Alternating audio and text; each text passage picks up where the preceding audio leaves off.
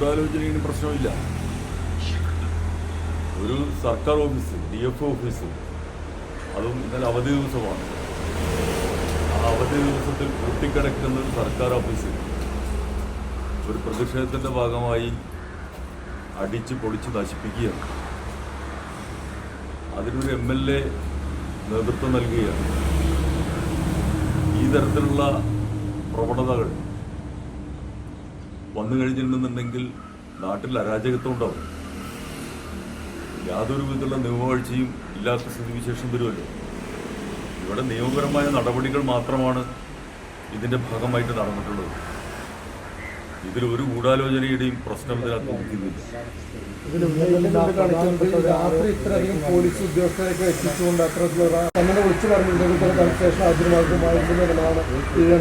അല്ല, രാത്രി നിങ്ങളെല്ലാവരുടെയും സാന്നിധ്യത്തിലാണല്ലോ പോലീസ് വന്ന് നോട്ടീസ് നൽകി അർദ്ധരാത്രിയോളം കൊണ്ടുപോയത് അദ്ദേഹം തന്നെയല്ലേ? നിങ്ങളെല്ലാവരുടെയും സാന്നിധ്യത്തിൽ നിങ്ങളോട് ഒക്കെ സംസാരിക്കാനുള്ള അവസരം നൽകി വൈദ്യപരിശോധന വേണമെന്നുണ്ടെങ്കിൽ അത് നടത്തി എല്ലാ സാവകാശങ്ങളും എടുത്തുകൊണ്ടാണ് ആ നടപടികൾ പൂർത്തിയാക്കിയതെന്നുള്ളതാണ് നിങ്ങളുടെ എല്ലാവരും കൊടുത്തിട്ടുള്ള ചാനലിലൂടെ നമ്മളെല്ലാവരും കണ്ടിട്ടുള്ളത്. അതിനകത്ത് വേറെ ഗൂഢാലോചനയുടെ പ്രശ്നം ഒന്നുമില്ല. അതിൽ ഒരു നോട്ടീസ് കൊടുത്താൽ ഒരു പക്ഷേ അദ്ദേഹം ചോദ്യം ചെയ്യലിന് പോകും DYSPയുടെ മുന്നിൽ ഹാജരാകുന്ന സാഹചര്യം ഉണ്ടായിരുന്നു. പക്ഷെ രാത്രിക്ക് രാത്രി അദ്ദേഹത്തെ അറസ്റ്റ് ചെയ്ത് എല്ലാ നടപടികളും പൂർത്തിയാക്കി ജയിലിലടക്കുന്ന ഒരു സാഹചര്യത്തിലേക്ക് ഒരു MLA കൂട്ടിയിട്ട സർക്കാർ ഓഫീസിന്റെ മുന്നിലേക്ക് ഒരു ജാഥ അവസാനിപ്പിച്ച് അക്രമം നടത്തേണ്ട കാര്യം ഉണ്ടായിരുന്നോ? ജനങ്ങൾക്ക് മാതൃകയാവേണ്ടതല്ല MLA.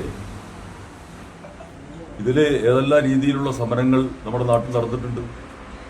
ഇപ്പോൾ മണി എന്ന് പറയുന്ന ആദിവാസി യുവാവ് കാട്ടാന ചവിട്ടിക്കൊന്നുമായി ബന്ധപ്പെട്ടുകൊണ്ടാണല്ലോ ഈ പ്രശ്നം ഉണ്ടായിട്ടുള്ളത്. ഇത്തരം സംഭവങ്ങൾ കേരളത്തിൽ ഇത് ആദ്യത്തേതല്ല. ഒട്ടനവധി സംഭവവികാസങ്ങൾ ഉണ്ടായിട്ടുണ്ട്. കാട്ടിനുള്ളിൽ ഏതാണ്ട് 25 കിലോമീറ്ററിനുള്ളിലാണ് ഈ സംഭവം ഉണ്ടായിട്ടുള്ളത്. നാട്ടിൽ ആനിറങ്ങി വന്നിട്ടുള്ള ഇത്തരം നിർഭാഗ്യകരമായ സംഭവവികാസങ്ങൾ ഉണ്ടായിട്ടുണ്ട്. ആ സമയത്തെല്ലാം പല രീതിയിലുള്ള പ്രതിഷേധങ്ങൾ ഉണ്ടായിട്ടുണ്ട്.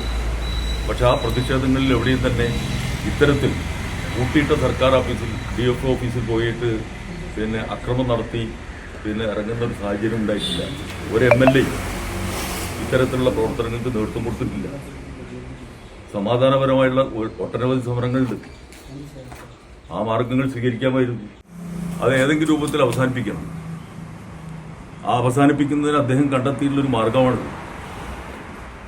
അദ്ദേഹം ഈ CPM വിട്ട് ഒരു DMK സംവിധാനവുമായി മുന്നോട്ട് പോകുന്ന സാഹചര്യത്തിൽ അദ്ദേഹത്തിൻ്റെ കൂടെ ആൾ കുറവാണെന്നുള്ള ആ രൂപത്തിൽ തന്നെയാണ് അതിനെ വിലയിരുത്തപ്പെടുന്നത്. പക്ഷേ ഇപ്പം ജയിലിൽ പോകുന്നു. ഈ ഒരു കരുത്തനായ രാഷ്ട്രീയക്കാരനായി അദ്ദേഹം പുറത്തു വരിക അങ്ങനെ പോകുന്നുണ്ടോ?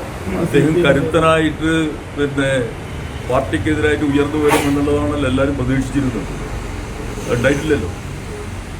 എന്താണ് ഉണ്ടായതെന്നുള്ളത് കണ്ടിട്ടുണ്ടല്ലോ.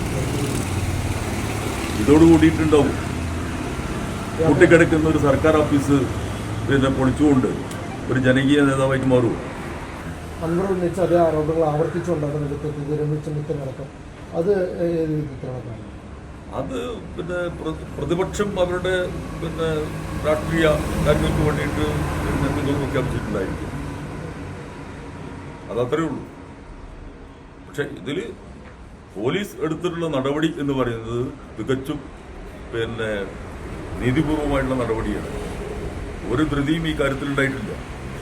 ഇന്നലെ അൻവർ ഒരു കാര്യം പറഞ്ഞത് മുസ്ലിം പേരുകാരനാണ്, തന്റെ പേര് PV അൻവർ എന്നായതുകൊണ്ടാണ് ഇത്തരം നടപടികൾ ഉണ്ടാകുന്നത് എന്നൊരു വലിയ ആക്ഷേപം ന്യൂനപക്ഷത്തിലെ പ്രതിനിധി ആയതുകൊണ്ടാണെന്ന് ആക്ഷേപം തോന്നിത്തുടങ്ങിയിട്ടുള്ളൂ. മുസ്ലിം എന്ന് പറയുന്ന പേര് വെക്കുമ്പോൾ തന്നെ ഇത്തരം നടപടികൾ സ്വീകരിക്കുന്നു. ആർക്കെതിരായിട്ട് അങ്ങനെ സ്വീകരിക്കുന്നു? അതൊക്കെ വഴിതിരിച്ചു വിടുന്നതിന് വേണ്ടിയിട്ടുള്ള സംഗതികളാണ്. പ്രശ്നത്തെ കാതലായ പ്രശ്നം എന്താണെന്നുള്ളത് എല്ലാവർക്കും അറിയാം. അങ്ങനെ പേരിലേക്ക്, സ്ഥലത്തിലേക്ക്, അതിലേക്ക് ചുരുക്കുന്ന രൂപത്തിലേക്ക് കാര്യങ്ങൾ കൊണ്ടാണ്.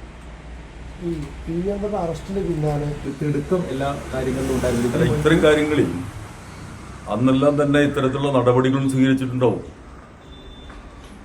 ഇതിനു മുമ്പ് ജനപ്രതിനിധികളെയും നേതാക്കന്മാരെയൊക്കെ ഇതിനപ്പുറത്തേക്ക് രീതിയിൽ അറസ്റ്റ് ചെയ്ത് കൊണ്ടുപോകുന്നത് നിങ്ങളെല്ലാവരും കണ്ടിട്ടുണ്ടാവുമല്ലോ.